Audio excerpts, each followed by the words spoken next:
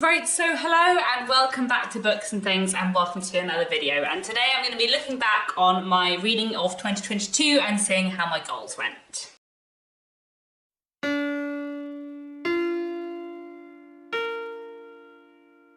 So today I want to do a bit of a 2022 wrap up. I've got lots of statistics of how my reading went in 2022 and I also want to look over my reading goals for the year. So the first half of the video is going to be looking at like statistics and my reading breakdown, and then the second half of the video I'm going to go through my reading goals that I set for 2022, see how I achieved them, and also look at my massive reading goal spreadsheet. And then in my next video at the start of next week I will do my goals for 2023 and tell you about them, which will be fairly similar but with a few changes. So in terms of what I read in 2022, I've read 139 books, which I'm pretty happy with. That's relatively similar to 2021 where I read 143 books, so very similar number, and that is on average about 11 books a month, which I am pretty happy with too. That number doesn't include any books that I read for work. I work as an editor, so I read quite a lot for my job, but obviously when I'm reading a book for work I'm like editing it, so that's a very different kind of reading, so I've just stopped counting books that I read for work in my figures at the end of the year, although I did used to do that in the past. Now in terms of the kind of books that I read 72 contemporary books and 67 classics. Of the 72 contemporary books,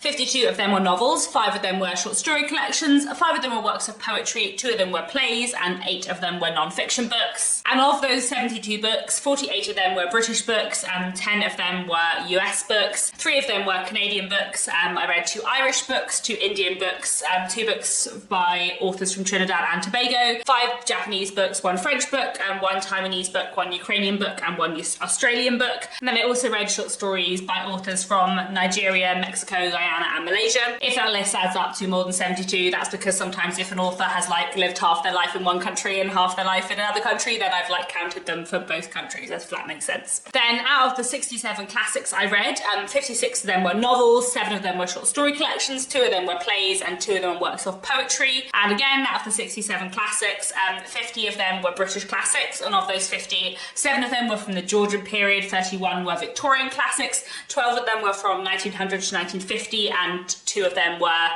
sort of after 1950, but still what I would vaguely consider a classic. Then I also read 3 Australian classics, 3 Brazilian classics, 3 Chinese classics, 3 Kenyan classics, 2 US classics, 1 Irish classic, and 1 classic from Lesotho. And I also read classic short stories from South Africa and New Zealand. Let's have a look at the formats of the books that I've read, because I always find this kind of interesting. So of the 139 books that I read, 73 of those were physical books that I owned, 12 of them were physical books that I got from the library or borrowed from other people, 42 of them were audiobooks, and 12 of them were ebooks. So audiobooks make up about 30% of my reading, which I'm not really surprised by. I really like audiobooks, I listen to quite a lot. Then I have a few other bitty statistics that I've collected from my 2022 reading.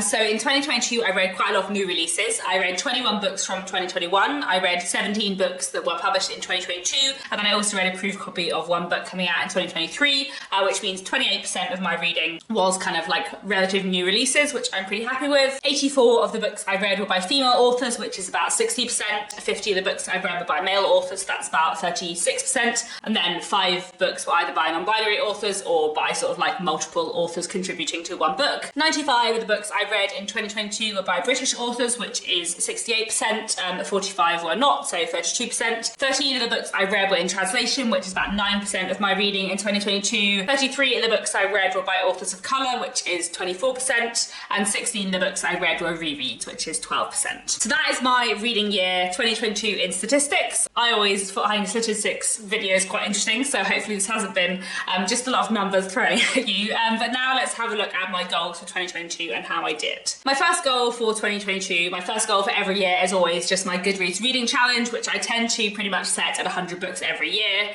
And I read 139 books in 2022, so obviously well over my reading goal at Goodreads. That's absolutely fine, very happy with that. And then another goal I had for 2022 was to keep a physical TBR kind of between 20 and 30 books. My physical TBR at the beginning of 2022 was 36 books, and I was hoping to keep it relatively low.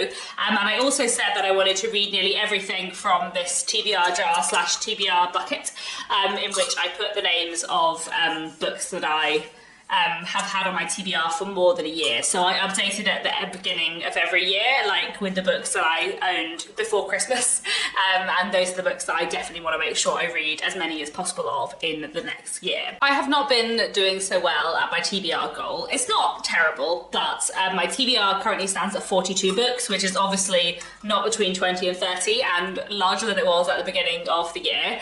And that also doesn't include several Christmas books, which I haven't yet brought home from my parents' house.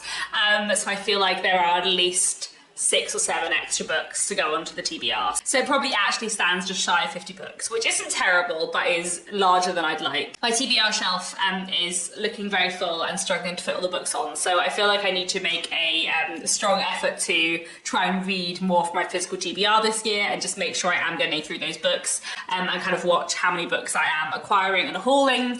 I think also it's partly because in the kind of last couple of months of 2022, I was trying to like tick off lots of goals on my spreadsheet, which meant I was like focusing on my physical TBR less.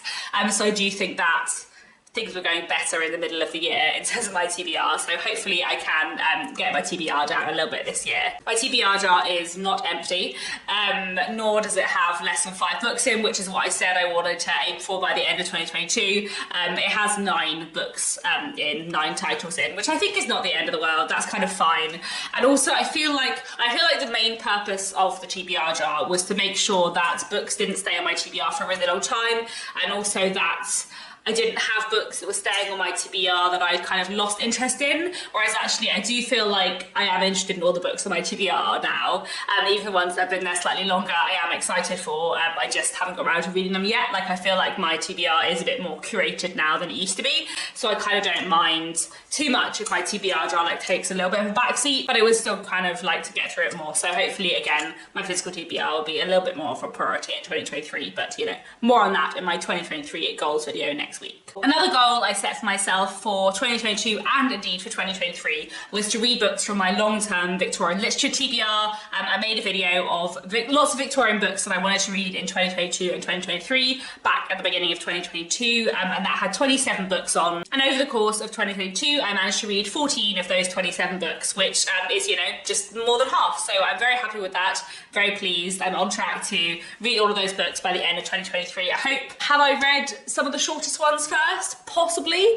I can't remember, but either way, I'm pretty happy with how my long-term Victorian literature TBR went in 2022. Another goal I set myself for 2022, which is a continuing ongoing goal that will be carrying on into 2023, is to continue to push myself to read more diversely, broadly in terms of reading more by authors of colour and reading more by authors from a variety of different countries. So I feel like this year has been okay for that. 24% of what I read this year was by authors of colour, last year it was 21%, so that's like slightly increased, but not massively increased. 32% of my reading this year were books that were from authors who weren't from the UK.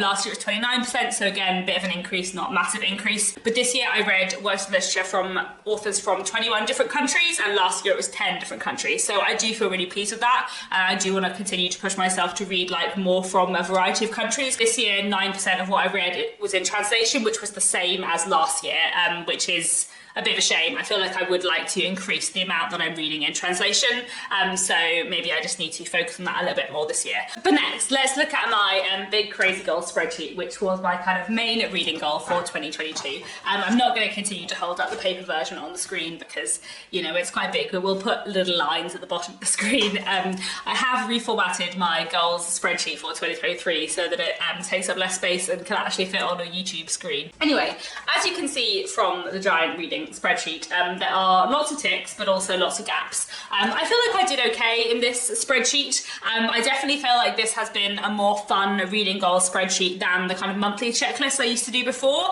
I feel like this is a bit more varied and kind of makes space for readathons and like months that are focused on different things, and I really like this format, so I think I'm going to keep on doing this format, though there will be a few changes as you'll see in my next goals video. So we'll start off with the classics goals. The first line of the classics goals is Victorian classics. I said that I wanted to read 30 Victorian classics in total, and I wanted 5 of those to be books by Anthony Trollope and 5 of them to be rereads. So I read 4 Anthony Trollope books in 2022, so 1 short, that's fine. I read 8 Victorian books that were rereads, so also fine, and then I read 19 other Victorian books, so 1 short of my goal of 20 other Victorian books, but then I did read more rereads, so I did read more than 30 Victorian books in 2022, so I'm pretty happy with that. Of my British non-Victorian classics goal, I said I wanted to read 15 books from between 1900 and 1950 and 10 books from elsewhere in the history of Britain, but not the Victorian period.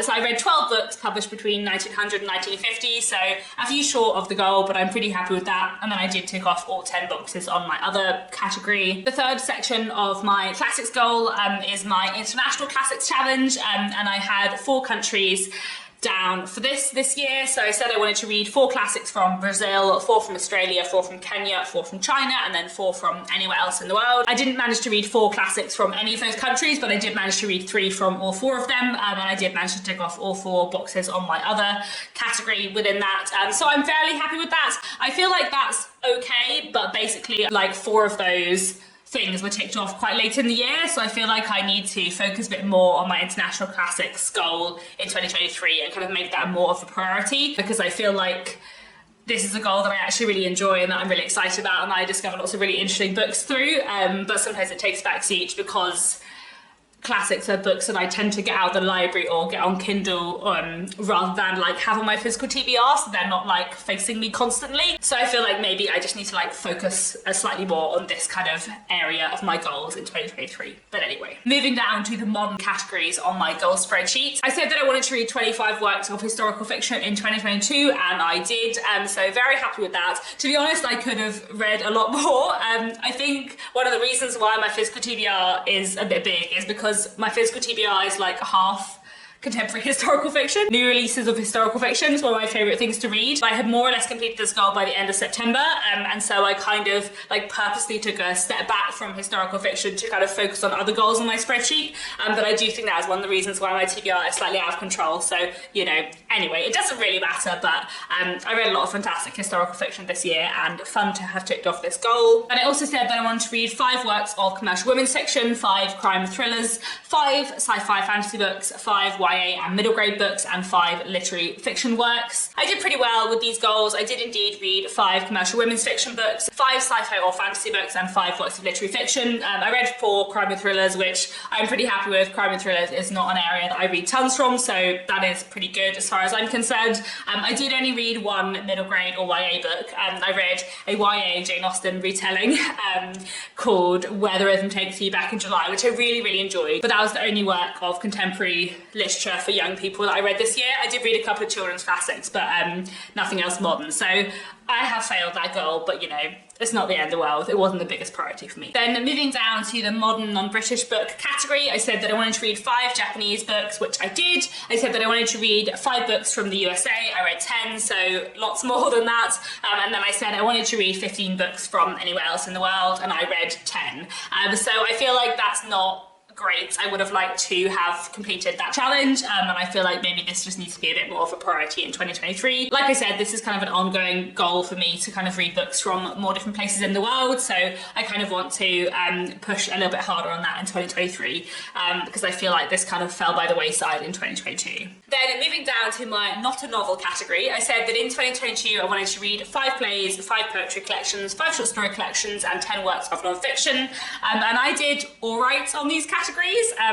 I actually read quite a lot of things that weren't novels, but just skewed in different directions. So I only read 4 out of 5 plays, that's fine. I read 7 works of poetry, pretty happy with that. I read 12 short story collections, which is, you know, a lot more than 5. And I actually had a fantastic year for short stories in 2022. I read some truly amazing short story collections, some really, really fantastic stories. And I just really, really enjoyed the short fiction I read this year. So very pleased about that. And then I read 8 out of 10 non-fiction books, which, you know, is fine. That's a few things missing off the goal, but I'm not too fussed about that. And then finally I had my TBR jar pick. I said that I wanted to read 25 books from my little TBR bucket here. In 2022 I did not, I read 20. So you know, I haven't completed that goal, but it's not the end of the world, it's not too bad. So overall I think I've done pretty well. Out of the 200 slots on my goals spreadsheet, I only have 27 gaps, which means I've ticked off like 86.5% of that spreadsheet. And considering it was quite a big spreadsheet, I'm really happy with that. And like I said, I do feel like this has been a much more like fun goals spreadsheet ticking exercise than my previous like monthly checklist. So I'm definitely going to continue with something like this in 2023. More on that in the next video. But I have really enjoyed keeping track of my reading with this slightly strange manic spreadsheet. I do just really love spreadsheet. So that's all for now, I think. That's how my reading's been going in 2022. Please do let me know down in the comments how your reading goals went in 2022. Did you manage to succeed on your goals or did you not? That's all for now. Thanks so much for watching, and I'll be back very soon with another bookish video.